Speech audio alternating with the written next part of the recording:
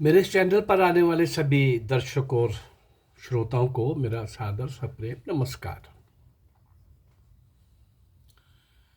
1757 से 1947, 1749 onward 1947, 190 years, 190 वर्ष का इतिहास।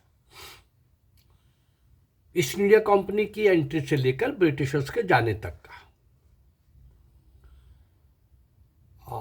300 से ऊपर मैं आपको ऐसे महान क्रांतिकारियों के वो अज्ञात नींव के पत्थर, मौन तपस्वी, जो सब कुछ अपना निछावर कर गए, सब कुछ सब कुछ निछावर कर गए, बलिदान हो गए, कुर्बान हो गए, एक से एक बढ़कर शौर्य और वीरता का करिश्मा दिखाते हुए उस समय की जनरेशन के नौजवानों के लिए उदाहरण बन गए, मॉडल बन गए। और अगर उनको इतिहास में पढ़ाया जाता तो आज़ादी के बाद की जनरेशन भी शायद उस नक्शे कदम पर चल रही होती और देशभक्ति का वातावरण सब और संचार हो रहा होता।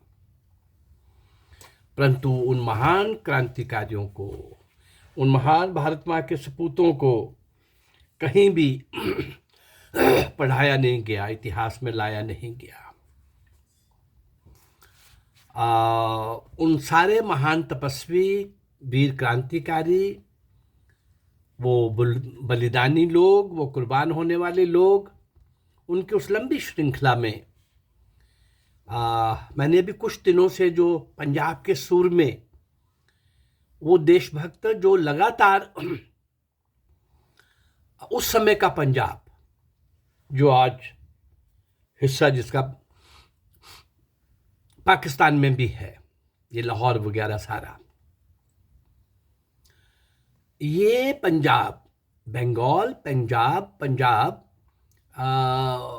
पूरा बंगाल, पूरा पंजाब, इन सब के अंदर तो क्रांतिकारियों की एक ऐसे लगने लगा जैसे फसल हो रही है, ये भूमि उपजाऊ है।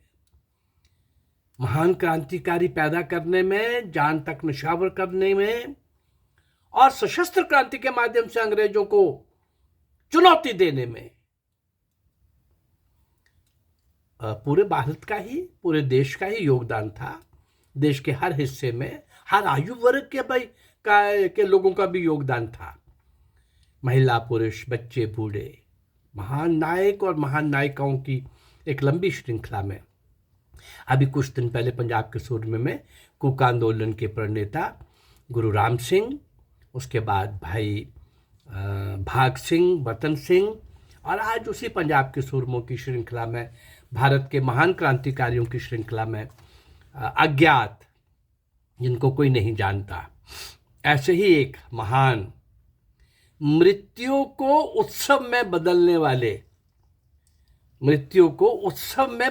वाले भाई मेवा सिंह, गुरु राम सिंह, भाई भाग सिंह, भाई बतन सिंह, और ये मृत्यु को उत्सव में बदलने वाले भाई मेवा सिंह। आइए जरा जाने इनके बारे में। जिला अमृतसर के लोपोके गांव में जन्मे श्री मेवा सिंह भक्ति और स्वतंत्रता की भावना से ओतप्रोत एक मेवा ही थे। मेवा समझ सकते हैं सब लोग। 1879 के करीब जन्मे मेवा सिंह भी साधारण किसान थे और खेतीबाड़ी से गुजारा करते थे। दिन प्रतिदिन लोगों को कनाडा में जा रहे हैं ये जाता देखकर उनका भी मन काबू से बाहर हो गया। उनका भी आ गया कि मुझे भी कनाडा जाना है, और वे भरी जवानी में कनाडा जा पहुंचे। लेकिन वहां भारतीयों से होने वाले अभद्र व्यवहार और अभद्र संबोधनों को देख सुनकर उनकी आत्मा रो उठी, क्योंकि स्पष्ट रूप से उन्हें लगने लगा कि गुलाम लोगों की जिंदगी नहीं होती, बल्कि वे पशुओं से भी बदतर होता है, पशुओं से भी बदतर होते हैं और समझे जाते हैं।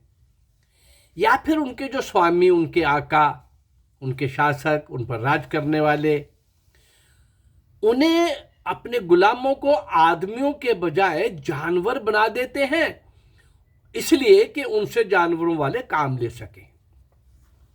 ये बराबर कनाडा जाके भी महसूस होने लगा, अनुभव होने लगा। भारत के लोग, विशेषकर पंजाब के लोग, आर्थिक प्रगति की खोज में या दौड़ में कनाडा तो चले जाते थे, लेकिन भारत में अंग्रेजों के गुलाम होने के कारण उनसे, भारतीयों से वहां के मूल निवासी बड़ा घिनौना व्यवहार करते थे। इसी से खिन्न होकर, दुखी होकर, इसी से कहना चाहिए कि मन में एक भाव आ गया। क्या आ गया? कि ये अपमानित और पराधीनता का पग पग पर ठुकराया जाने वाला जीवन मेरे लिए असह्य हो रहा है, मेरी सहनशीलता की सीमाएं लांघ रहा है, मैं ऐसा जीवन नहीं जी सकता। फिर कामागाटा मारू की एक बात आ रही है, कई एपिसोड्स के अंदर आई है, वो जहाज जो उन महान क्रांतिकारियों को लेके, असले को लेकर के वहाँ से चला भारत के लिए। यहाँ पहुँचने में कितनी कठिनाई हुई, वहाँ चलने में कैसी कठिनाई हुई, वो एक पूरा इतिहास मैंने आपको समय समय पर आपके सामने रखा है। उसमें फंसे भारतीयों को, कामागाटा मारू जहाज में जो भारतीय फंस गए थे, उस विपदा को दूर करने के लिए, उस उद्देश्य से भाई भाग सिंह और भाई बलवंत सिंह आदि के साथ ये इमिग्रेशन वालों की आंखों से हटकर दूर जाकर जा ही रहे थे, तो इमिग्रेशन वाले लोगों ने इनको पकड़ करके सुभाष जेल में डाल दिया। लेकिन मेवा सिंह भी उनमें थे, पर उनको छोड़ दिया गया। उन्होंने कहा कि भाई मैं तो इसमें हूं नहीं, मुझे पता ही नहीं। और मेवा सिंह जो थे वो गुरु नानक माइनिंग कंपनी के हिस्सेदार भी थे। वहां जाते ही आर्थिक दृष्टि से कुछ अच्छे हो गए थे। वैंकूवर के गुरुद्वारे में याद होगा, भाई भाग सिंह और वतन सिंह को जो इमिग्रेशन वालों के इशारे पर एक गद्दार बेला सिंह का साथ लेकर जिस तरह से उन्होंने भाग सिंह को और भतन सिंह को मारने की कोशिश की थी, और वो कुर्बान हो गए थे, बलिदान हो गए थे। मेवा सिंह ये समझ गए थे कि ऐसे गद्दारों को भी सबक सिखाया जाना चाहिए, और गुलाम आदमी किस प्रकार से विदेशियों के हाथ में लालच में भी आ जाता है और कमजोर भी पड़ जाता है। मुझे ये इतिहास बदलना है। वो क्या करते, बाजार एक पिस्टल लेकर के थोड़े दिनों के बाद 100 रुपए के, 100 रुपीज के वो गोलियां ले लेते, फायर करते, निशाना साधते रहते, इस कोशिश में थे कि कुछ तो करना है हमें। भारतीयों को तब पता नहीं चला भाई ये क्यों बेचैन है, क्यों ऐसा कर रहा है। निशाना लगाते समय भी उनको नहीं लगता था, और सशस्त्र क्रांति की बात करते थे तो भी नहीं लगता था। और चर्चा आम हो गई थी इस बात से। क्या चर्चा हो गई थी? कि मेवा सिंह तो भाई पगला गया है, वो बस भारतीय स्वतंत्रता की ही बात करता है, पराधीनता के खिलाफ खड़े होना है, कटना है, मरना है, मारना है, इन अंग्रेजों को अपने देश से भगाना है, 24 घंटे इसी धुन में लगा रहता है और गोलियां खरीद के निशाना लगाना ताकि वो अचूक रहे। और मेवा सिंह पगला गया है, पागल हो गया है। तो जिस दिन भाई भाग सिंह और भतन सिंह की हत्या करने वाले मुकदमे की पेशी थी, उस दिन इमिग्रेशन विभाग के मुख्य अधिकारी हॉपकिंस भी पेश हुए।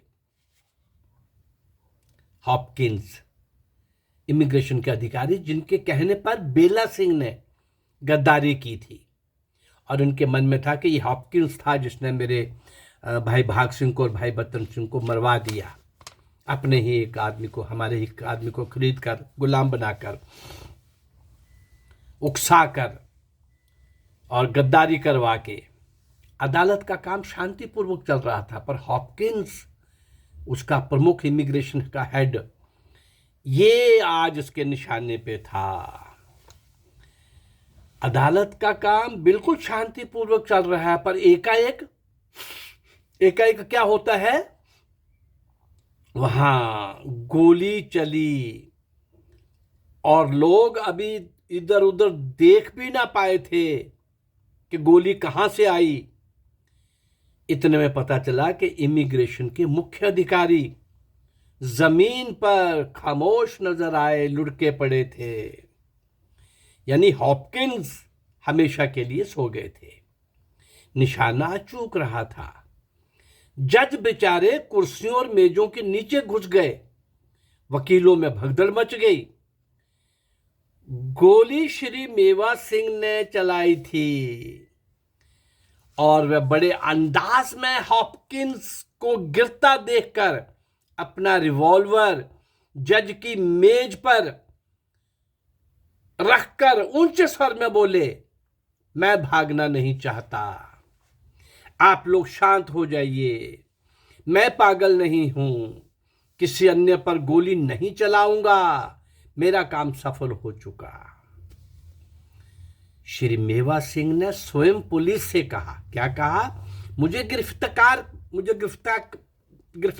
करो, मुझे अरेस्ट करो, गिरफ्तार करो। जब वे गिरफ्तार नहीं किए गए, जब तक वो गिरफ्तार नहीं हुए थे, तो तब तक किसी के पास आने की कोई हिम्मत नहीं हो रही थी। बार बार कह रहा था कि अब तो मैं निहत्था हूं, मेरे पास कुछ नहीं है, रिवॉल्वर मैंने जज की टेबल पे रख दिया है। तो गिरफ्तार जब कर लिए गए, उनका बयान लिया जाने लगा। उनसे पूछा गया, आपने हॉपकिंस को क्यों मारा? तो वह जोर से हंसकर बोले, आज मुझे वास्तविक आनंद हुआ है। दोबारा पूछने पर वे बोले, हॉपकिंस को जानबूझकर मैंने कत्ल किया है, यह बदला है देश तथा धर्म के अपमान का, यह बदला है हमारे अमूल्य 2 रत्नों की हत्या का। कौन से 2 अमूल्य? भाई भाग सिंह, भाई भतन सिंह। इस हॉपकिंस ने बेला सिंह को गद्दार बना करके हमारे जिन 2 रत्नों का कत्ल किया था, यह बदला है उस सारे का। मैं तो आज मिस्टर रीड को भी मार देता, परंतु वह यहां नहीं होने के कारण बच गया। इमिग्रेशन डिपार्टमेंट का ही एक और दूसरा ऑफिसर था मिस्टर रीड, लेकिन वो आज यहां नहीं था। ये बोला मैं उसको भी मार देता। ऐसा कहते हैं कि हॉपकिंस की हत्या की खबर सुनकर उसकी पत्नी ने कहा था कि मैं उस वीर के दर्शन करना चाहती हूं जिसने मेरी अदालत में, जिसने भरी अदालत में मेरे पति को मारा है और बड़े धैर्य के साथ आत्मसमर्पण किया है, भागा नहीं। क्या वो व्यक्ति है? मैं दर्शन करना चाहती हूं। और